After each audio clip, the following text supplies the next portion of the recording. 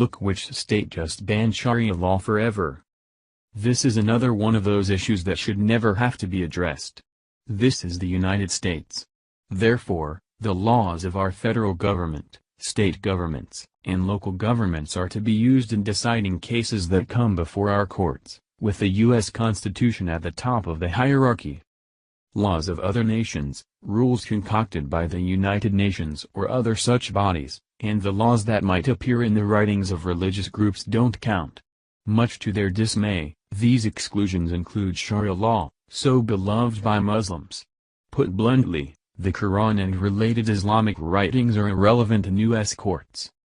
Unfortunately, this has had to be made plain, as groups such as the Council on American Islamic Relations and related groups such as the Muslim Brotherhood push forward with their efforts to turn the U.S. into an Islamic country.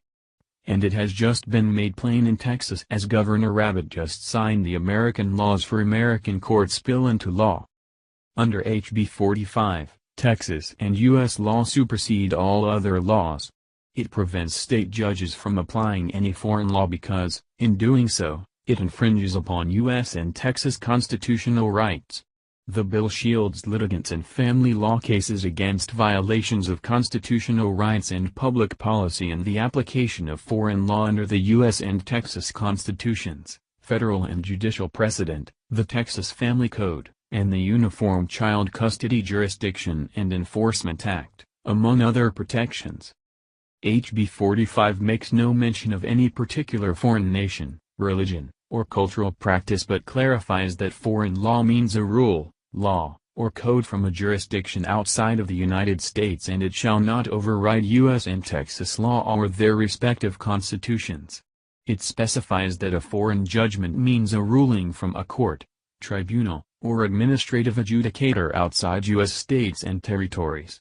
The bill underscores that, in the event of any legal conflicts, federal or state law prevails. Of course, CAIR opposed this bill, claiming that it infringes on the rights of Muslims to practice their religion.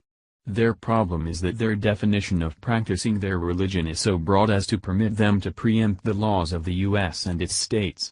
That is not the proper definition of the free exercise of a religious faith, but is rather the overthrow of the legal system established in this country by the U.S. Constitution and the constitutions of the states.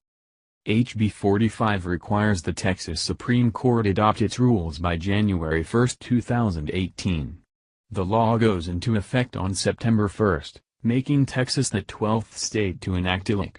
The other states are Alabama, Arizona, Florida, Kansas, Louisiana, Mississippi, North Carolina, South Dakota, Oklahoma, Tennessee, and Washington, according to Act for America. Those wish to live under Sharia law are simply in the wrong country. It's a big world out there, and those insisting on living under Islamic law would have no problem finding a nation that bases its legal system on Sharia law.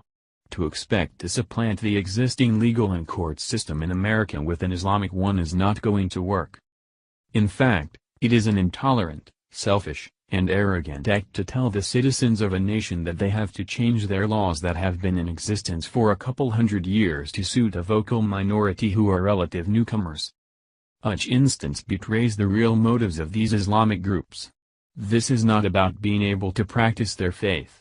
It's about their goal of converting the U.S. into an Islamic state. And that's just not going to happen.